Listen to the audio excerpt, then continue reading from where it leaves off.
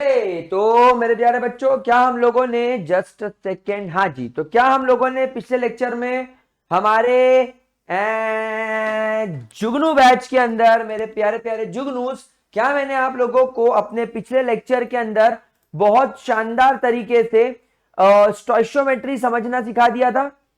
Great. हम लोगों ने पिछले लेक्चर में बहुत शानदार तरीके से स्टोइशियोमेट्री देख लिया था। देखो, हमारे स्टोइशियोमेट्री का लास्ट क्वेश्चन भी खुला हुआ है, ये हम लोगों ने सॉल्व किया था। अब हम लोग हमारे स्टोइशियोमेट्री के अंदर जो सबसे इंपॉर्टेंट टॉपिक होता है, जिस पर मैक्सिमम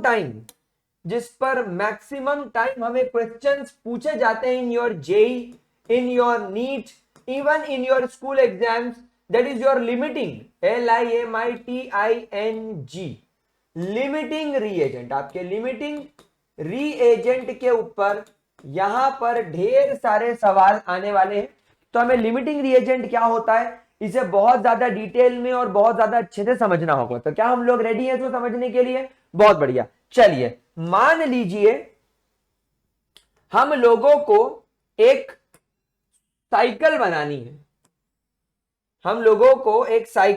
है, ठीक है सर। साइकिल बनाने के लिए आपने 2 टायर इस्तेमाल करे होंगे। बिल्कुल, हमने 2 साइकिल बनाने के लिए एक साइकिल बनाने के 2 टायर इस्तेमाल करे हैं।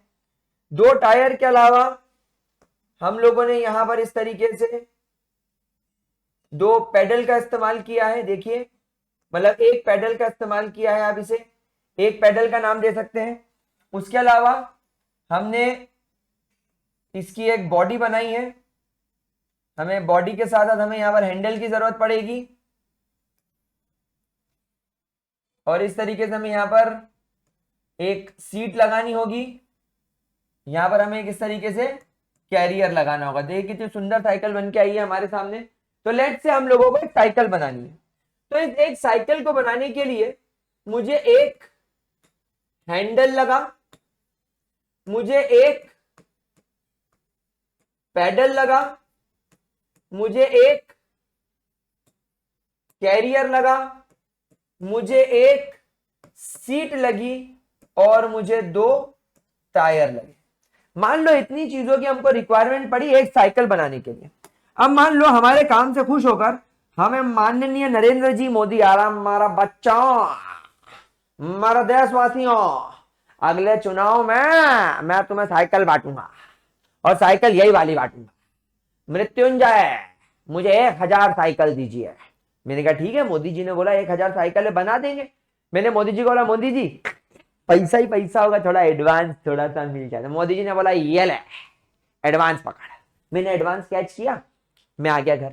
मैंने मेरे एम्प्लॉइज को बोला कि भाइयों 1000 साइकिल का ऑर्डर आया है, मोदी जी खुश हो गए हैं, चलो काम पे लग जाओ। सब लोगों ने बोला ये हुई ना बात, पैसा ही होगा, पैसा होगा बाबू भैया।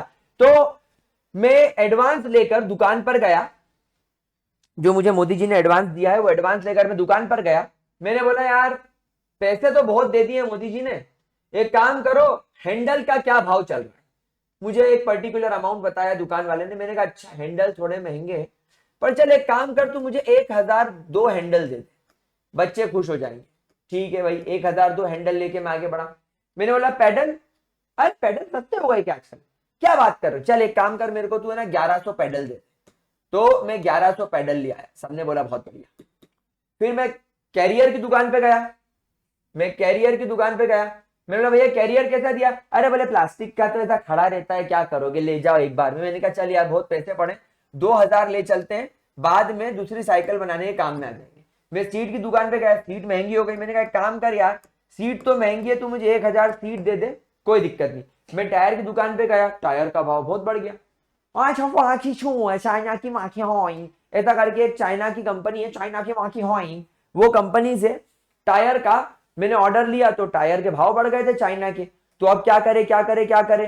तो मैंने बोला यार पैसे तो कम बचे मेरे पास में, क्या करूं मैं। मैंने बोला एक काम कर, ये जितने पैसे हैं आखिरी बच गए, ये पूरे पैसे पकड़ और टायर दे दे। तो उसने मेरे को क्या करा, उसने मेरे को 1980 टायर दे दिए। मैंने कहा चलो ठीक है, किसी को क्या ही फर्क पड़ेगा, बहुत सारे सामान ले आया हूं, किसी को क्या ही पता चलेगा। अब मैंने लाके साइकिल का सामान मेरे कंपनी वालों को दे दिया। मैंने बोला कंपनी वालों साइकिल बनाओ, आप मुझे बताइए कि आप कितनी साइकिल बना पाओगे। एक साइकिल बनाने के लिए इतने मटेरियल की जरूरत होती है, इतना मटेरियल अवेलेबल है, आप मुझे बताइए आप मैक्सिमम कितनी साइकिल बना पाएंगे? आप बोलोगे सर एक साइकिल बनाने के लिए आपको इतने मटेरियल की जरूरत है, आप ऑर्डर लेकर आए हो 1000 साइकिल का, तो 1000 साइकिल के हिसाब से मुझे 1000 हैंडल लगेंगे, मुझे 1000 पैडल लगेंगे, मुझे 1000 कैरियर लगेंगे, मुझे 1000 सीट लगेगी। लेकिन सर एक साइकिल बनाने में 2 टायर की आवश्यकता होती है, इसलिए मुझे 1000 साइकिल बनाने के लिए 2000 टायर लगेंगे।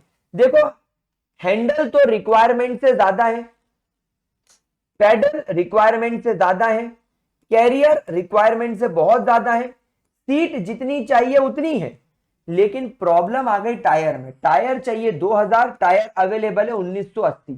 तो 1980 टायर को जब मैंने 2 से डिवाइड किया, क्योंकि एक साइकिल में 2 टायर लगते हैं, 2 9 18, 1 कैरी, 2 9 18 0 मतलब आप मात्र 990 साइकिल ही बना पाओगे, इररिस्पेक्टिव ऑफ हैंडल जो कि रिक्वायरमेंट से ज्यादा है, इररिस्पेक्टिव ऑफ पेडल जो रिक्वायरमेंट से ज्यादा है, इररिस्पेक्टिव ऑफ कैरियर जो रिक्वायरमेंट से दुगने हैं, इररिस्पेक्टिव ऑफ सीट जो जितनी चाहिए उतनी ही है। आपका एक मटेरियल रिक्वायरमेंट से कम पड़ गया और उस एक मटेरियल की वजह से आपके जितने एक्सेस वाले मटेरियल थे, आपके जितने मटेरियल जो रिक्वायरमेंट से ज्यादा थे, उन सब के ऊपर पानी फिर गया, क्योंकि जो चीज रिक्वायरमेंट से कम होती है वो आपकी प्रोसेस को रोक देती है। इसलिए मेरे लिए मेरा टायर लिमिटिंग रिएजेंट हो गए। For me the tyre is limiting reagent. क्या ये बात समझ में आई? तो लिमिटिंग रिएजेंट का कॉन्सेप्ट समझ में आया प्यारे बच्चों? तो चलिए लिमिटिंग रिएजेंट का कॉन्सेप्ट अगर आप लोगों को समझ में आ गया है तो अब हम लोग लिमिटिंग रिएजेंट को जरा केमिस्ट्री में समझ लेते हैं। Let's study limiting reagent in chemistry. Limiting reagent chemistry में क्या होता है उसको समझने की कोशिश करते हैं। चलिए, तो basically limiting reagent is the substance, limiting reagent is the substance or reagent, is the substance or reagent that is present in a lesser quantity, that is present in lesser quantity than required, therefore due to which the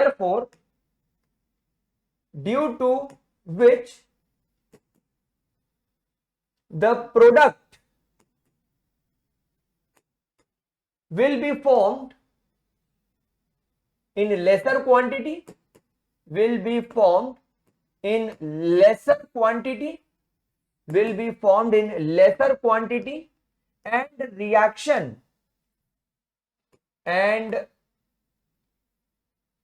reaction will stop before expected।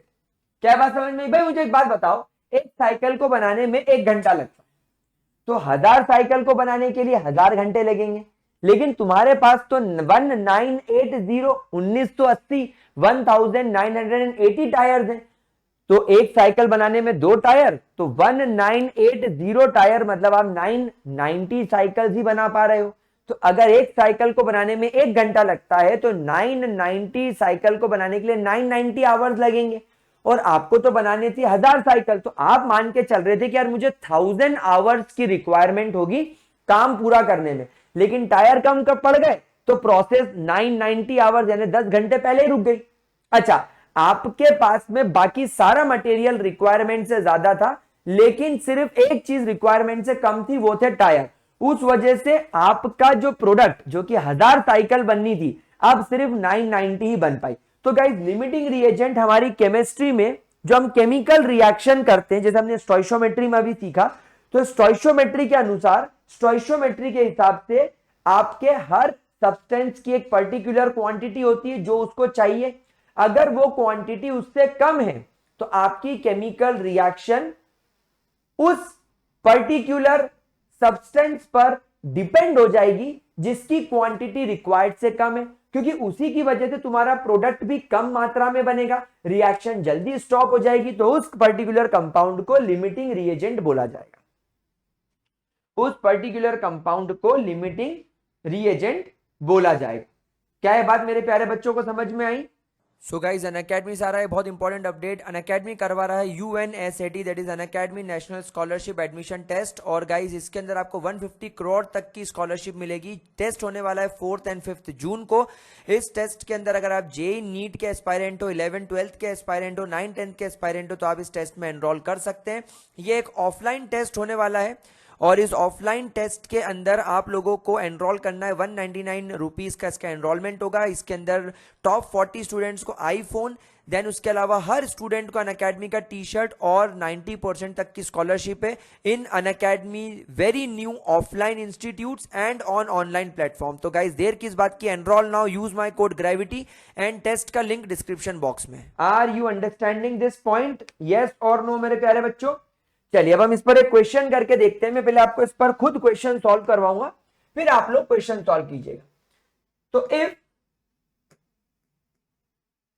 100 gram of calcium carbonate is treated, if 100 gram of calcium carbonate is treated with 36.5 grams of HCl, then find the limiting reagent and the moles of calcium chloride form. अब ये आपको सवाल दे दिया गया।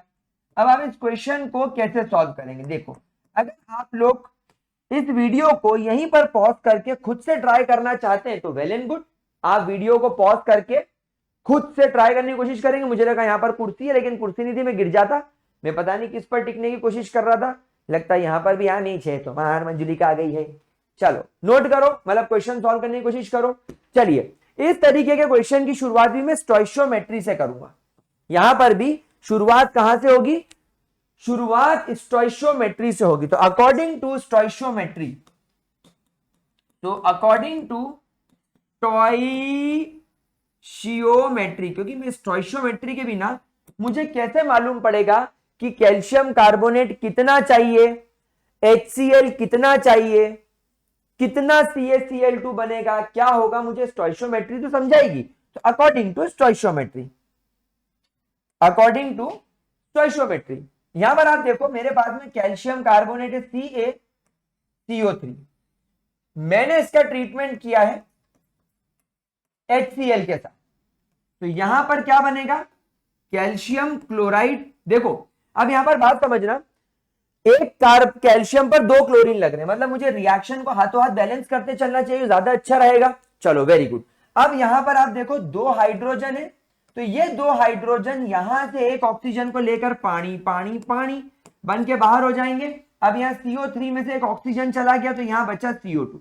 तो according to stoichiometry ये बन गई तुम्हारी एक balanced chemical reaction. This is your balanced chemical reaction. अब हम लोग क्या करते हैं? अकॉर्डिंग टू स्टोइशियोमेट्री मुझे ये दिख रहा है 1 मोल, मुझे ये दिख रहा है 2 मोल एंड मुझे ये दिख रहा है 1 मोल, क्योंकि क्वेश्चन के अंदर वाटर और कार्बन डाइऑक्साइड की बात नहीं करी गई है। कैल्शियम कार्बोनेट, हाइड्रोजन क्लोराइड और कैल्शियम क्लोराइड की बात करी गई है, इसलिए मैं सिर्फ इन 3 लोगों पर फोकस मारूंगा। अच्छा, आप लोगों को मैंने पिछले लेक्चर में भी दिखाया था, कैल्शियम का मास 40, कार्बन का 12, ऑक्सीजन का 16 होता है। तो जब आप कैल्शियम क्लोराइड का मॉलिक्यूलर मास निकालोगे तो वो 100 AMU आएगा। AMU को हटाकर ग्राम कर दो तो वो मॉलिक्यूलर मास की जगह क्या बन जाएगा? मोलर मास या ग्राम एटॉमिक मास, जो कि 1 मोल के बराबर होता है। आप सब लोग इस बात को जानते हैं, मुझे बार बार इस चीज को रिपीट करने की जरूरत नहीं है। That is 1 mole is equal to molar mass, and molar mass क्या होता है? मॉलिक्यूलर मास इन ग्राम, या मोलर मास को आप ग्राम एटॉमिक मास बोल सकते हो।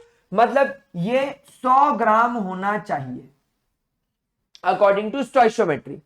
एक क्लोरीन का मास 35.5 होता है और एक हाइड्रोजन का मास 1 होता है, तो HCl का मास हो जाएगा 36.5।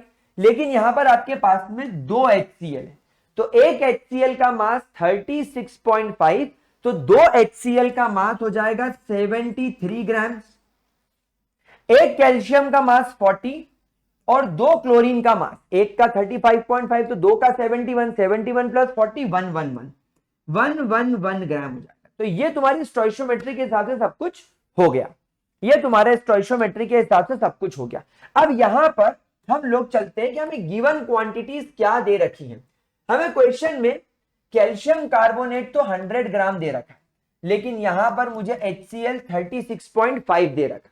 तो गाइस यहां पर मैं लिमिटिंग रिएजेंट कैसे निकालूंगा, देखो मेरी बात समझने की कोशिश करना। यहां पर आप देखो दैट अकॉर्डिंग टू स्टोइशियोमेट्री अगर तुम्हारे पास में 100 ग्राम कैल्शियम कार्बोनेट है तो उसके लिए आप लोगों को 73 ग्राम HCl की रिक्वायरमेंट होगी। This is according to stoichiometry. आप इसको सिंपल फॉर्म में ले जाओ, आप इसको कितना सिंपल फॉर्म में ले जा सकते हो। अगर मैं इसे 100 से डिवाइड कर दूं तो ये 1 ग्राम बचेगा और ये बचेगा 0.73 ग्राम। या अगर मैं इसको 100 से ना डिवाइड करूं, अगर मैं इसको 10 से डिवाइड करूं, सिंपल रेशो निकालूं, तो 10 ग्राम पर 7.3 ग्राम की रिक्वायरमेंट होती है। अब आप देखो क्वेश्चन में आपको क्या गिवन है। क्वेश्चन में आपको 100 ग्राम पर 36.5 ग्राम ही HCl दे रखा है। 100 ग्राम कैल्शियम कार्बोनेट पर आपको 36.5 ही दे रखा है। मतलब यहां पर हमें सिंपल रेशो लेने की जरूरत ही नहीं है, मैं डायरेक्टली देख के ही ऑब्जर्व कर सकता हूं कि according to stoichiometry 100 gram calcium carbonate होना चाहिए एंड आपको क्वेश्चन में गिवन भी 100 ग्राम कैल्शियम कार्बोनेट है, तो ये जितना चाहिए उतना है। लेकिन अकॉर्डिंग टू स्टोइशियोमेट्री HCl 73 ग्राम होना चाहिए, लेकिन दिया कितना है 36.5। तो आप लोग सब जानते हैं कि 100 ग्राम पर 73 ग्राम HCl चाहिए। तो यहां पर भी क्वेश्चन में अगर 100 ग्राम कैल्शियम कार्बोनेट दिया है तो आपको क्वेश्चन में टेक्निकली 73 देना चाहिए था, बट दिया 36.5 है। देयरफॉर ये बन गया आपका limiting reagent. So therefore limiting reagent is HCl। ये तुमको अपने दिमाग से ऑब्जर्व करना है, इसका कोई फॉर्मूला थोड़ी सिखा देगा आपको। और अगर आपको कोई जेई या नीट में कोई बड़ी बड़ी कोचिंग वाले जो 25-25 साल के जो एक्सपीरियंस टीचर्स हैं, वो आप लोगों को हो सकता है इसके लिए फॉर्मूला सिखा दे, ये टॉपिक वो अपनी क्लास में 2 मिनट में एंड कर दे और आपको फिर बोले डीपीपी सॉल्व करो। लेकिन अनलेस अंटिल आप बेसिक रूट्स पर जाकर नहीं सीखोगे, कोई दुनिया का फॉर्मूला आप कब तक याद रखोगे यार। फिजिक्स के भी फॉर्मूले याद रखने, केमिस्ट्री में भी स्ट्रक्चर ऑफ एटम में जो फॉर्मूले ऑथेंटिक है वो याद रखने, तो ये बकवास चीज तो हम हमारे लॉजिकल रीजनिंग से सॉल्व कर सकते हैं। लॉजिकली सॉल्व करो तो पता चल गया कि ये एलआर है, ठीक है। लॉजिकल रीजनिंग से पता चल गया कि हमारा लिमिटिंग रिएजेंट। अब आप लोग बताओ, टायर कम पड़ गए थे तो टायर के हिसाब से हमने प्रोडक्ट जज किया। सो देयरफॉर यहां पर हम लोग क्या करने वाले हैं, यहां पर हम लोग देखने वाले हैं कि भैया HCl जो है वो रिक्वायर्ड क्वांटिटी से कम है। तो HCl हमारा लिमिटिंग रिएजेंट है, तो हम लोग HCl को ध्यान में रख के क्वेश्चन सॉल्व करेंगे। हम बोलेंगे कि जब हमारे पास में 73 ग्राम HCl हुआ करता था अकॉर्डिंग टू स्टोइशियोमेट्री, यानी जब मेरे पास में 73 ग्राम HCl होगा तब वो मुझे 111 ग्राम कैल्शियम क्लोराइड बनाकर देगा। लेकिन आज के सिनेरियो में तो मेरे पास में केवल 36.5 ग्राम ही अवेलेबल है, तो ये तो मुझे x ग्राम बनाकर देगा। मैंने इसको यूनिटरी मेथड से सॉल्व करने की कोशिश करी, इसको इधर क्रॉस मल्टीप्लाई मार दिया, इसको इधर मार दिया, तो x की वैल्यू हो गई 36.5 मल्टीप्लाई बाय 111 डिवाइडेड बाय 73, ये गया 2 टाइम्स, ये गया 55.5 टाइम्स। देयरफॉर मेरे यहां पर कैल्शियम क्लोराइड की वैल्यू हो गई 55.5 ग्राम, 55.5 ग्राम। लेकिन गाइस मुझसे तो क्वेश्चन में मोल्स पूछे हैं, तो यहां पर मैं एक काम करूं, मोल्स निकाल लेता हूं। तो मोल्स का फॉर्मूला क्या होता है, given mass 55.5 divided by molar mass. Molar mass यहीं पर हमने कैलकुलेट किया था 111। भाई 1 मोल कैल्शियम क्लोराइड का मोलर मास 111 होता है, तो डिवाइडेड बाय 111 यानी ये 2 टाइम्स चला गया, यानी 0.5 मोल्स बनेंगे। सो देयरफॉर हमारा आंसर होगा 0.5 मोल्स कैल्शियम क्लोराइड बनेंगे एंड हमारा लिमिटिंग रिएजेंट कौन होगा, HCl। Do you understand how to solve this question? कोई बात नहीं, जिन बच्चों को ये क्वेश्चन समझ में नहीं आया या जिन बच्चों को लगा सर ये तो सीधी सीधी वैल्यू थी, कोई और कॉम्प्लिकेटेड क्वेश्चन कराओ, तो चलिए let's move and solve one more complicated question. चलिए आपके पास में यू हैव 0 पॉइंट, चलो एक एनसीईआरटी वाला क्वेश्चन लिखते हैं, एनसीईआरटी वाला क्वेश्चन करते हैं। एनसीईआरटी वाला क्वेश्चन देख के बच्चों को अच्छी फीलिंग आनी शुरू हो जाती है, बोलते हैं हाँ हमारे काम की चीज है सर। चलो तो एनसीईआरटी वाला क्वेश्चन देते हैं। मैं एनसीईआरटी के क्वेश्चन में आपको केजीज में वैल्यू दी है, मैं यहां पर आपको ग्राम्स में वैल्यू दूंगा, मुझे कोई टेंशन वाली लेने वाली बात नहीं है। 50 gram nitrogen reacts with 50 gram nitrogen नहीं है, 50 gram nitrogen react with 10 gram of hydrogen, reacts with 10 gram hydrogen to form ammonia, है। So you have to find the limiting reagent and amount and moles, limiting reagent, amount and moles of ammonia formed। अब आप जरा इस question को करने की कोशिश करो, आराम से मेरे वीडियो को पॉज करो। वीडियो को पॉज करने के बाद बड़े इत्मीनान से, काम माइंड से, एकदम काम एंड कंपोज होके अपना दिमाग लगाकर जो मैंने टेक्निक बताई वैसे क्वेश्चन सॉल्व करो and pause the video, solve the question now. चलिए आई होप आप लोगों ने वीडियो पॉज किया होगा, आई होप आपने मुझे गाली नहीं दी होगी, बोला क्या गंडा बनेगा रे तू, जमाइला हम तो सिखा रहे हैं तेरे बाप को मत सिखा, ऐसा नहीं बोला होगा एंड क्वेश्चन सॉल्व किया होगा। चलिए तो आई होप आप लोगों ने क्वेश्चन सॉल्व किया होगा। चलिए हम लोग इस क्वेश्चन को करने की कोशिश करते हैं। सो सबसे पहले इस क्वेश्चन की शुरुआत स्टोइचियोमेट्री में रिएक्शन को बैलेंस करके होगी। नाइट्रोजन जब हाइड्रोजन से रिएक्ट करेगा तो एमोनिया बनेगा। यहां पर आप देखो एमोनिया में वहां पर 2 नाइट्रोजन दिख रहे हैं, यहां पर 1 नाइट्रोजन है, तो मुझे इसको करना पड़ेगा 2। तो नाइट्रोजन तो बैलेंस हो गया, पर हाइड्रोजन 3 2 6 हो गया, यहां पर 2 ही हाइड्रोजन है तो मुझे लगाना पड़ेगा यहां पर 3। This is the complete balance chemical reaction. तो यहां पर जब रिएक्शन मेरी बैलेंस हो गई तो मुझे यहां पर क्लियरली नजर आ रहा है कि मेरे पास में 1 मोल नाइट्रोजन है, मेरे पास में यहां पर 3 मोल हाइड्रोजन है, तब जाकर मेरे पास में यहां पर 2 मोल अमोनिया बन रहा है। अंडरस्टूड? समझ में आ रहा है ये खेल?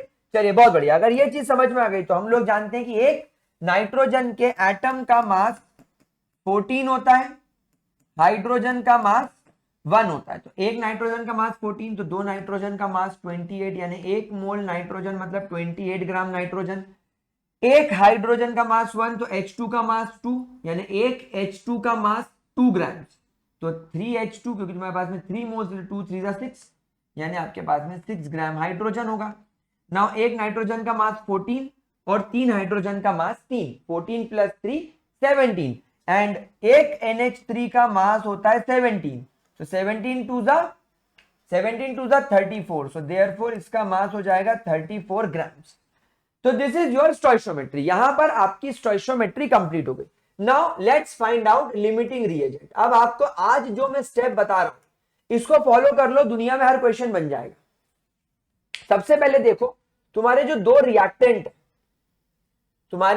रिएक्टेंट है उसको हम लोग सॉल्व करते हैं। तो according to stoichiometry, 28 gram nitrogen के लिए आप लोगों को 6 ग्राम हाइड्रोजन की रिक्वायरमेंट है। इसको सबसे छोटे रेशो में ले जाने की कोशिश करो।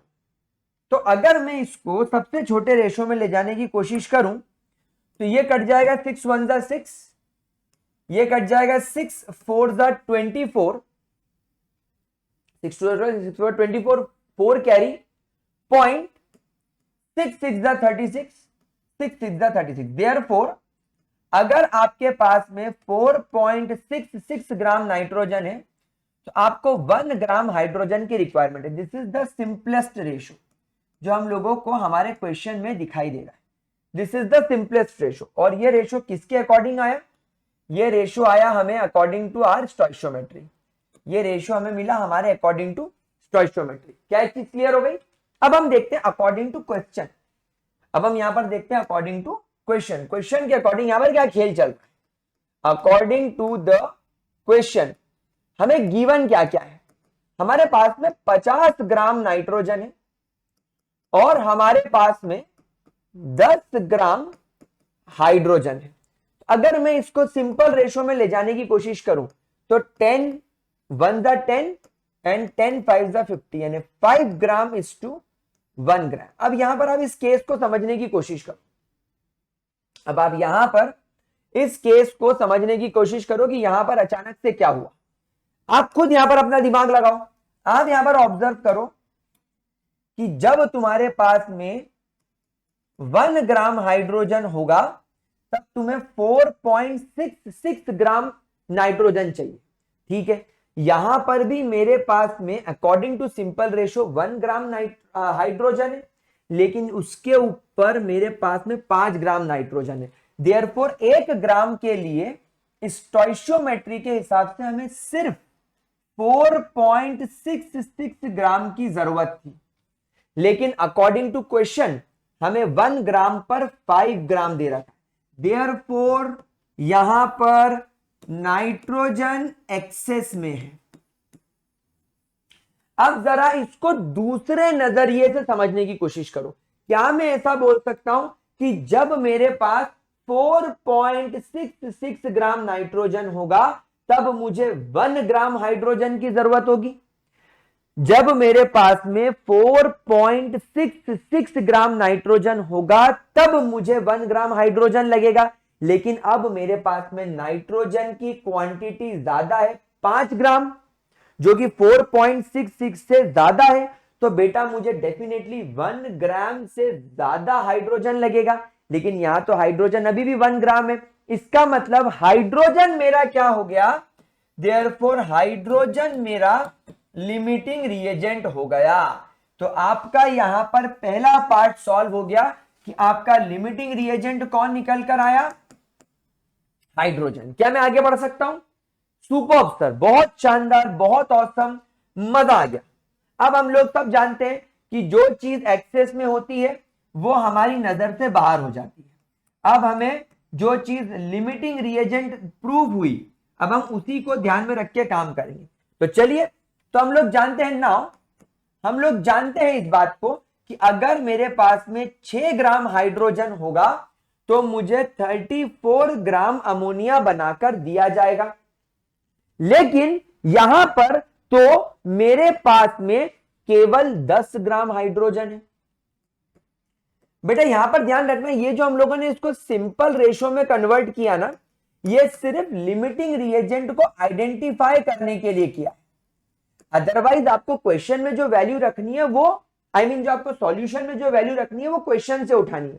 तो मेरे पास में यहां पर 10 ग्राम हाइड्रोजन हो गया। देखो क्वेश्चन में मुझे 10 ग्राम हाइड्रोजन दिया है, तो अब यहां पर मैं क्या बोलूंगा कि अगर मेरे पास में according to stoichiometry 6 gram hydrogen होगा तो 34 ग्राम अमोनिया बनाकर देगा। तो 10 ग्राम अगर हाइड्रोजन होगा तो कितने ग्राम बनाकर देगा? x ग्राम। चलो इसको क्रॉस मल्टीप्लाई कर लेते हैं। तो यहां पर x की वैल्यू क्या हो गई? 10 मल्टीप्लाई बाय 34 डिवाइडेड बाय 6, यानी ये हो गया 340 डिवाइडेड बाय 6। तो ये क्या? 6 5 द 30, 4 कैरी, 6 6 द 36, 6 6 द 36, यानी 56.6 ग्राम। देयरफॉर यहां पर आपका जो अमोनिया बना वो बना 56.6 ग्राम अमोनिया इज फॉर्म। तो यहां पर आपका अमाउंट कितना निकल गया अमोनिया का? 56.6 ग्राम। अब आपको उसके मोल्स निकालने। Now moles of ammonia given mass 56.6 and molar मास 34। अब आप इसको जितना भी इजीएस्ट फॉर्म में सॉल्व कर सकते हो कर लो। ये चला जाएगा 17 टाइम्स, ये चला जाएगा 2 to the 4, 2 8 the 16, 0.3, तो जाएगा 17 1 the 17, 8 9 10 11, तो कुछ 1.68 के बाद में आ जाएगा 85 के बाद में आ जाएगा, हाँ ठीक है, तो अप्रोक्सीमेटली 1.6 मोल्स, अप्रोक्सीमेटली कुछ 1.6 मोल्स के आसपास आपको इसका आंसर मिल रहा होगा। तो गाइस इस तरीके से आप लोगों को लिमिटिंग रिएजेंट के क्वेश्चन सॉल्व करने हैं। बिल्कुल बिल्कुल बकवास टॉपिक है। चलिए एक क्वेश्चन और करेंगे हम लोग, जेई का क्वेश्चन उठाएंगे, मतलब जेई लेवल का क्वेश्चन उठाएंगे। क्वेश्चन है 0.5 mole of CaBr if 0.5 mole of CaBr2 reacts with CaBr2 reacts with 0.2 moles of 0.2 moles of या 0.2 मोल कर दो बस, कोई बात नहीं, 0.2 mole of K2SO4, 0.2 mole of K3PO4 है यार, क्या गुंडा बनेगा रे तू, क्वेश्चन ठीक से नहीं दे पा रहा है, क्या गुंडा बनेगा रे तू। K3PO4, ठीक है। So the maximum number of moles of Ca3PO4, so find the maximum number of moles of Ca3PO4 whole twice formed। चलो लग जाओ काम पर, लग जाओ काम पर। जेई का क्वेश्चन है, बिल्कुल काम पर लग जाओ, वीडियो पॉज करो, क्वेश्चन को सॉल्व करो। This question is based on JEE pattern and NEET pattern. Obviously JEE और नीट में आप लोगों को इसी प्रकार के सवाल देखने को मिलेंगे। लगाओ इस क्वेश्चन को, लगाओ इस क्वेश्चन के कान के नीचे 2-3 लगाओ। चलिए तो लेट्स सी, आई होप आप लोगों ने इस क्वेश्चन को सॉल्व कर लिया होगा। एंड अब मैं आप लोगों को ये क्वेश्चन सॉल्व करवाने जा रहा हूं, तो डेफिनेटली हम इस क्वेश्चन को सॉल्व करेंगे। क्वेश्चन की रिएक्शन लिखते हैं, CaBr2 प्लस K3PO4, इससे हमारा प्रोडक्ट बन रहा है Ca3PO4 होल ट्वाइस। अब यार यहां पर क्या मिसिंग है, कैल्शियम कैल्शियम, PO4 मिसिंग क्या है, पोटेशियम और Br, तो ये KBr बन जाएगा। इतनी सी बात तो हम लोग सब समझते हैं। अब इस रिएक्शन को बैलेंस करना हमारे लिए एक मेजर इशू है। देखो यहां पर मुझे ये वाला मॉलिक्यूल, जैसा मैंने आपको पिछले लेक्चर में सिखाया था कि जब कभी भी आपको केमिकल रिएक्शन बैलेंस करनी हो, सबसे बड़े मॉलिक्यूल को पकड़ो। सबसे बड़ा मॉलिक्यूल इन द सेंस जिसमें सबसे ज्यादा नंबर ऑफ एटम है। यहां पर मुझे दिख रहे हैं इसमें सबसे ज्यादा नंबर ऑफ एटम है। इसमें इधर 3 कैल्शियम है, इधर 1 कैल्शियम है, तो इसको मैं 3 कर देता हूं। अब जैसे यहां पर मैंने कैल्शियम बराबर किए, यहां पर मैं देख रहा हूं कि मेरे पास में PO4 पूरा का पूरा पट्टा ट्वाइस है, लेकिन यहां पर PO4 1 है, तो मैं इसको 2 कर देता हूं, तो मेरा Ca3PO4 होल ट्वाइस पूरा बैलेंस हो गया। लेकिन अब क्या हुआ, यहां पर 3 2 6 पोटेशियम हो गए, 3 2 6 Br होगा, तो 6 KBr हो गया, रिएक्शन ऑटोमेटिक बैलेंस हो गया। हलवा है रे हलवा। अब ये हमने स्टोइचियोमेट्री करी, ये हम लोग क्या कर रहे हैं, ये हम लोग किसके हिसाब से काम कर रहे हैं, ये हम लोग स्टोइचियोमेट्री के हिसाब से काम कर रहे हैं। मेरे पास में इसके 3 मोल है, तो मेरे पास में इसके 2 मोल लगेंगे, तो जाकर मुझे ये 1 मोल प्रोडक्ट देगा, तब जाकर मुझे ये 1 मोल प्रोडक्ट देगा। क्या मैं बिल्कुल सही कह रहा हूं मेरे प्यारे बच्चों? अब यहां पर क्वेश्चन में तुम्हारे पास में 0.2 और ये 0.5 मोल अवेलेबल है, तो एक काम करें, पहले इसका सिंपल रेशो निकाल ले।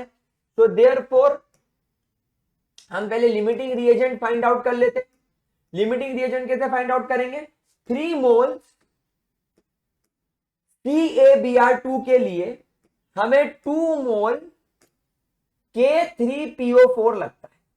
इसको अगर मैं सिंपल रेशो के फॉर्म में ले जाऊं तो 2 1 2 एंड 2 1 2 2 5 10, यानी 1:1.5 रेशो के हमको चीज चाहिए। यानी जब मेरे पास में 1 मोल K3PO4 होगा तो उसके लिए मुझे 1.5 मोल CaBr2 लगेगा। बट अकॉर्डिंग टू क्वेश्चन, चलो आओ अब हम बात करते हैं, बट हम बात करते हैं according to question. According to question ये आ गया अकॉर्डिंग टू स्टोइचियोमेट्री। अब अकॉर्डिंग टू क्वेश्चन CaBr2 तुम्हें दे रखा है 0.5 मोल और K3PO4 दे रखा है तुम्हें 0.2 मोल, करेक्ट। डेसिमल हटाया तो ये हो गया 2:5। अब मैं इसको सिंपल रेशो में ले आऊं तो ये हो जाएगा 1 मोल और ये हो जाएगा 2.5 मोल। अब आप खुद यहां पर अपना दिमाग लगाओ, हमने क्या देखा, हमने देखा है कि अकॉर्डिंग टू स्टोइशियोमेट्री अगर तुम्हारे पास में 1.5 मोल CaBr2 होता है तो तुम्हें 1 मोल K3PO4 लगेगा। यानी 1 मोल K3PO4 की रिक्वायरमेंट कब पड़ जाएगी, जब तुम्हारे पास में मात्र 1.5 मोल, सिर्फ 1.5 मोल CaBr2 होगा। लेकिन यहां पर क्वेश्चन में इसकी वैल्यू बढ़ गई, लेकिन क्वेश्चन में तुम्हारे पास में 2.5 मोल 2.5 मोल CaBr2 दे रखा है। तो बेटा डेफिनेटली K3PO4 की वैल्यू बढ़कर आनी चाहिए, क्योंकि 1.5 मोल पर 1 मोल की रिक्वायरमेंट है। तो बेटा 2.5 मोल पर तो ये ज्यादा रिक्वायर्ड होगा, बट ये तो कम है, ये तो कम है। सो देयरफॉर इस बात से साफ नजर आता है, इस रेशो को एनालाइज करके, इस रेशो को एनालाइज करके साफ नजर आता है that your limiting reagent is K3PO4। अब हम लोगों को क्या पूछ रहा है, वो हम लोगों से पूछ रहा है कितने मोल्स बनेंगे इस प्रोडक्ट के। तो जरा देख लो, सुनना हो, ये हमारे 3 से बाहर हो गया क्योंकि ये तो एक्सेस में CaBr2, K3PO4 कम है। तो जब तुम्हारे पास में 2 मोल K3PO4 होता है तब तुम लोगों को 1 मोल CA3PO4 होल ट्वाइस बनता है। लेकिन अकॉर्डिंग टू क्वेश्चन के अकॉर्डिंग K3PO4 तुम्हारे पास में सिर्फ 0.2 मोल्स है, 0.2 मोल अवेलेबल है। तो x बन जाएगा, इसको क्रॉस मल्टीप्लाई मान लो, क्या ही करवा रहा हूं मैं भी, 0.2 मल्टीप्लाई बाय 1/2, तो ये चला जाएगा 0.1 टाइम। सो देयरफॉर आपको इसके मोल्स कितने मिलेंगे, 0.1 मोल मिलेंगे आपको इसके CA3PO4 होल ट्वाइस का। आपको आंसर कितना मिलेगा, you will be getting 0.1 mole, that's it. तो गाइस यहां पर आपका लिमिटिंग रिएजेंट खत्म होता है। अब देखो एक छोटी सी बात समझना, जो मेरा नेक्स्ट वीडियो होगा that was already pre shooted, वो हम लोग क्लास 12th के अंदर molarity, molality, mole fraction, normality पढ़ाते हैं। तो वो वीडियो क्योंकि मैं क्लास 12 के स्टूडेंट्स के लिए प्रायर में शूट कर चुका था, मैं उसी को री एडिट करके आप लोगों के लिए अपलोड करने वाला हूं। तो वो वीडियो भी आप लोगों को मिल जाएगा। तो from my side the lecture is completed, from my side the chapter is over. अब आप लोगों को जो नेक्स्ट वीडियो मिलेंगे विद दैट हमारा चैप्टर ओवर होने वाला है। Then we will be starting structure of atom. Keep practicing guys, thank you so much for joining, bye bye, take care, good night, see you in the next lecture.